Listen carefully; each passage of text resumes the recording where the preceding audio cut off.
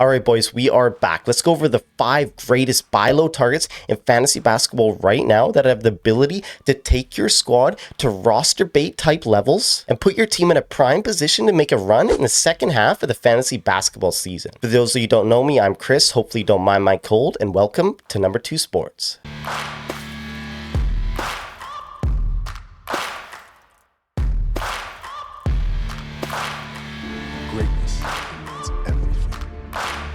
Okay, but before we get into the video, let's quickly recap the last buy low video I posted on November 28th. Yes, has been over a month now, so let's take a look at those guys. So first up, we had Kevin Durant ranked 81. Now he's ranked 20. Second, we had Evan Mobley ranked 66, and Evan Mobley's ranked 66. That's just crazy, man. That takes talent to do that, you know? We had Darius Garland ranked 334, who's now ranked 240, but ranked 57 in his last 14. He's finally starting to look like himself again. Then we had Toumani Camara ranked 114. Now he's ranked 109. This was the big one. Jaren Jackson Jr. ranked 118, and now he's ranked 67, but 50 in his last 30 and 23 in his last 14. He is finally back, boys. I hope you guys held on tight or bought low. And then the bonus guy was Cooper Flag. I didn't put his rank at the time that I did the video. I have no idea why, but he is ranked 27 right now, so I definitely assume that was a big bump up. So, not bad for you, boy. Whatever. Okay, first up, I've seen a bunch of people panicking over this guy because many would have used a late first round pick on him to anchor and solidify their team, and he just hasn't been returning that kind of value lately or all season really,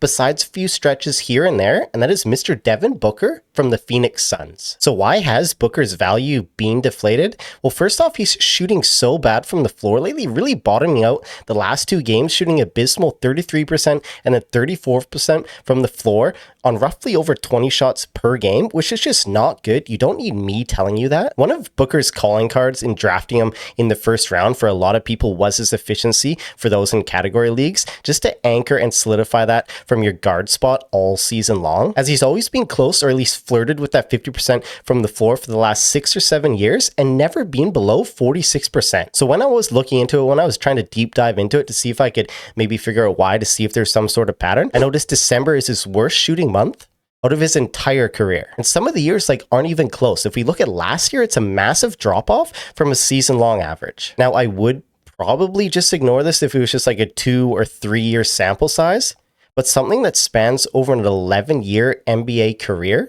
that's not something fluky. We're at the point of where it's like an actual trend where he can really struggle in December and then have a nice bounce back in January and just get back on track. You never know. Maybe Booker is just distracted over the holidays. You never know what these guys had to deal with, what they deal with families, no families, whatever. They are humans after all. And maybe Book just regroups, regathers, and locks back in starting in January. So that's definitely the first thing that's kind of been cucking his value. Now, the second thing is he's shooting and hitting way less threes. As of right now, if the stats stay true, it would be his lowest 3-point attempts per game since 2020 and his lowest percent in his 11-year NBA career. That second part probably being the biggest indicator that he's going to turn things around, that he's going to bounce back, because I just simply don't believe his stroke or his game has took any real step back this year, regardless of the new team dynamic system with all the offseason changes that they did. Booker is just simply too talented and has been too consistent throughout his career for that 3-point percentage to stay below 30% at 29% like it currently is. There's just no way. I refuse to believe it. And if those two things weren't enough to deflate his value, you can add in that all his counting stats have really dipped over the last month or so. And you could see why people are worried and why his rank is what it is. So I'm buying low on Booker wherever I possibly can, because I do believe his shooting will bounce back. And historically, like we talked about, December is by far the worst month in his career. His 3-point percentage will climb back. It's not going to finish under 30%. When he does get his stroke back and he starts shooting that ball better, I think it will get him more involved in every aspect of the game. He'll be more locked in, and you should see a positive uptick in all those counting stats when he consistently starts lacing that nylon. If you could get Booker right now for like a 3rd round type player, if one of your league mates is just fed up with him and isn't buying into any of this bounce back stuff, I would not hesitate to do so. I would smash accept that right now. Break your phone doing it, and you'll laugh in the second half of the season when he starts heating back up. Also, I hope my voice doesn't sound too messed up. I've just been so sick. I haven't been sick for almost like 3 years, but my whole family just got absolutely wrecked after Christmas. My daughter was so sick. My wife's so sick. That's also why I kind of was a big liar saying I was going to have a video out last weekend or at the worst early this week, But you know, things happen, but we're here. Next up, we have someone who's had some really poor performances over the last couple of weeks and last month. Known for being one of the quickest guards in the league, but hasn't really been showing that side of himself lately. That is Mr. De'Aaron Fox from the San Antonio Spurs. So why has Fox's value been deflated? Well, if you simply just look over his game logs over the last couple of weeks, it takes no detective to see this. I know I'm not used to seeing it. Fox scoring in under double-digit points in 3 of his last 6 games, with one of those other 3 being a 14-point explosion. I know, insane, right? It is pretty easy to see why his value has been deflated. Fox is too quick, too talented to continue to put up clunkers like this regardless of who he's playing with. Fox is the number 2 option.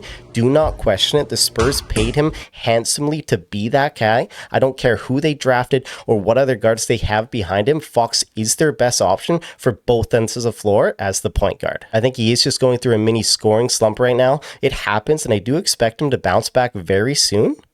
And probably tonight as I'm recording this, and then it becomes completely useless. The next thing is that Fox's assists have been pretty bipolar, pulling about as many threes in the box score as my buddy Gil does at the clubs.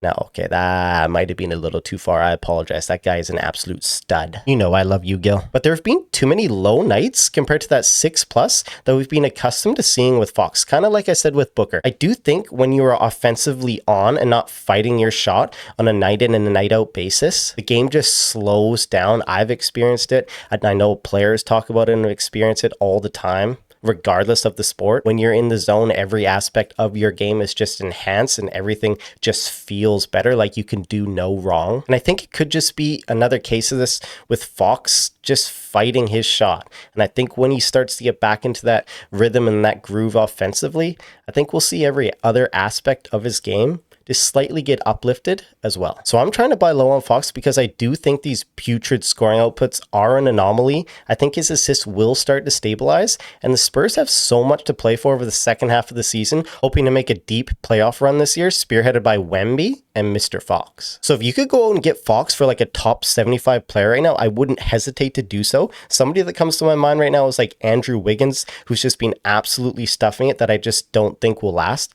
It's maybe a little spoiler for the sell high video. Or even someone like DeRozan. I would smash it, just like how I'm going to smash beers tonight for New Year's Eve. I'm wondering if any of you guys noticed that little white sparkle here, thinking I had maybe like a piece of food or something on my lip. But man, it was the longest white hair in my mustache I've ever seen. It would have made Gandalf the White proud. I was looking back after those 2 recordings there and I was like, what is that? Is that some food? Kept wiping it. Then I had to go into the mirror and I saw that daddy sitting there. She gone though. Okay, we're going to keep going with someone that managers had to clench their cheeks together and hold on strong for quite some time before he even debuted this year. That is Mr. Jalen Williams from the Oklahoma City Thunder. So why has Williams' value been deflated this year or lately? Well, since returning from injury, Williams just hasn't looked like himself, like that league-winning type player that we saw last season. His scoring has been down. He's hitting way less threes, which sort of happens when you just cut your attempts nearly by half this year. And then obviously his field goal percentage has dipped as well. For the scoring, I think a huge part of that has just been the delay to his season, still shaking off that rust because he just debuted in November 28th. So he's still practically only a month into things. He's probably still trying to get back into the groove, especially since the Thunder just had no reason to push him, no reason to rush him back, as they clearly could still win without him. Looking at his shot charts too, there has been a dip in his efficiency in the restricted area, dropping nearly 4% compared to the prior year, and he's shooting an uncharacteristically low mid pull-up range at the 38.5%, where he was 51.5% the year prior. I don't really see any change in his game besides just shaking off the rust for those massive drop-offs, and most likely it's just a small sample size. This is technically, again, still only a month into his 2025 season right now, and I think he could be ready to turn the corner. He just had an absolute great game the game prior that he just played, stuffed it in so many different categories, and I think he's going to have a lot less 12 to 14 scoring outputs per game and going to get more in those low to mid 20s as he continues to work on his shooting stroke and finding his rhythm yet again. So that all goes for the dip in Williams' 3-point attempts as well, as the Thunder have practically rolled back the same team as last year, so I don't think there has been any huge change in the system or play style for this team for Williams' attempts attempts to be cut in half per game, I'm definitely betting on that number increasing in the second half of the year. So if someone has soiled all their undies, probably drafted J-Dub too early in the drafts this offseason, then having to hold on to him until December before he even got to showcase his nuts on the court again, and now getting subpar performances, they could be desperate for wins, and that is the perfect opportunity to try and go and get him. I think a realistic outcome for Jalen this year is a top 40 to 50-ish type player.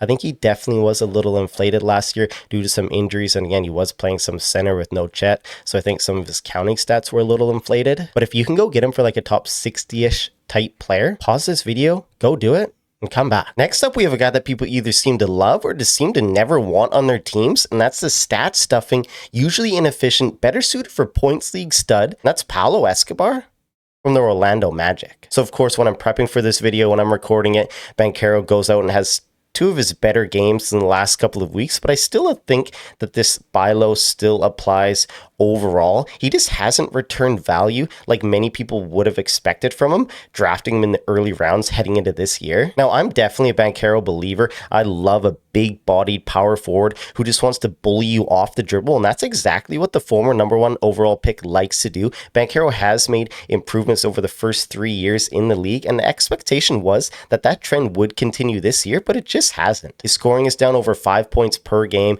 His three-pointers are down, his assists are down, and steals. And really, he's just being too inconsistent for one of your superstar players who are supposed to lock that part of your roster all season long for fantasy. There's been too many tragic, low-scoring, terribly inefficient shooting nights, but I really don't think it's going to last, especially with no Franz Wagner still. Banchero literally just can't hit the side of a barn from deep. Like, if we just look at his last game logs here from like the last 9 games, put me in there, coach, and I'm banging home more than daddy right now. Well, as long as there's an equally short 5'10" white guy guarding me, I guess.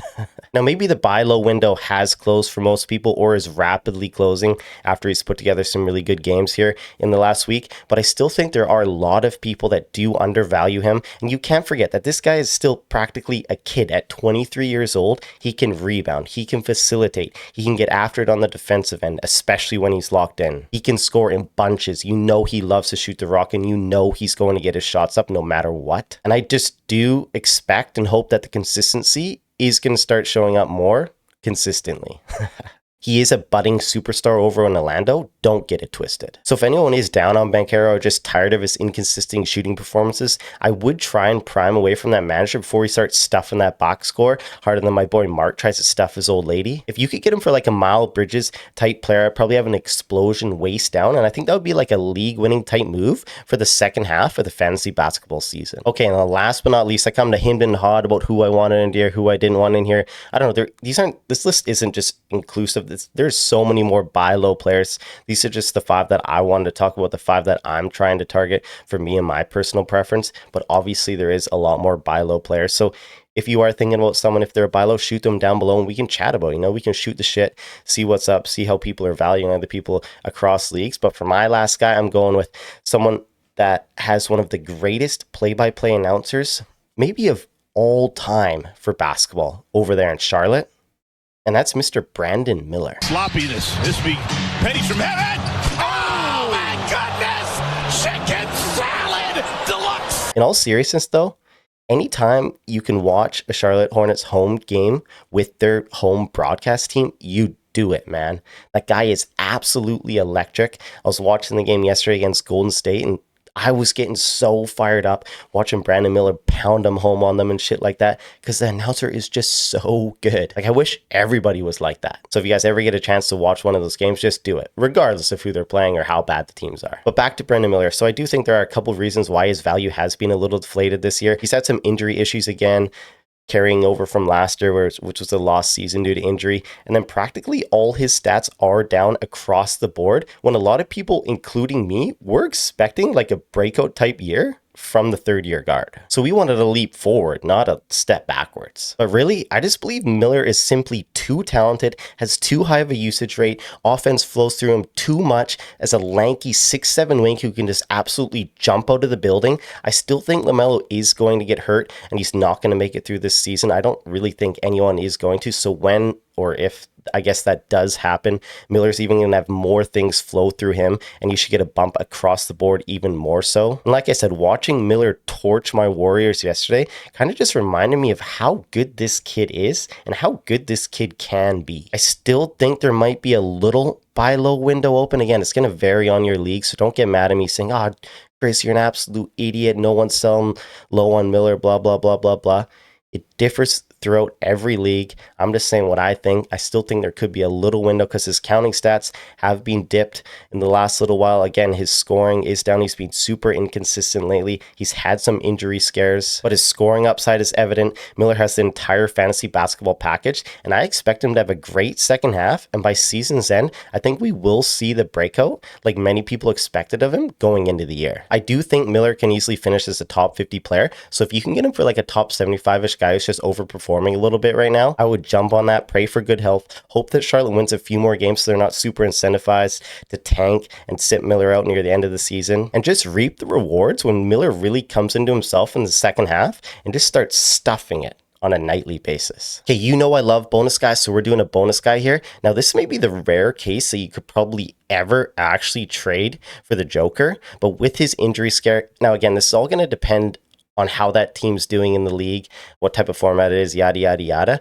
Because if this player's in first place and they're still cruising right here, they're obviously not going to trade him. They have no reason to. But if this is a guy that's on the brink or near the bottom half of the standings, if the rest of his team was tragic somehow and Jokic wasn't able to carry him single-handedly, this would be the type of deal that you could go out there and possibly get done because they're going to be panicking because it's looking like a minimum 4-week stay for him. But you know, with these freaks, they can sometimes come back cleaner, or usually they don't have a setback, but you never know. You can't bank on injuries. But this is probably a rare time that you actually could go out and get him, as long as you're in a position where you could lose another top player or 2 top tier type guys and still be okay, still make playoffs by the time that he's back. Because if you can survive in that time frame, giving up a lesser top tier player or 2 middling type guys, if that owner is super desperate, and then going into playoffs, you have a healthy Joker on your team, that's just GG's. It means your depth is solid, all that. You probably have other superstar talent on that roster,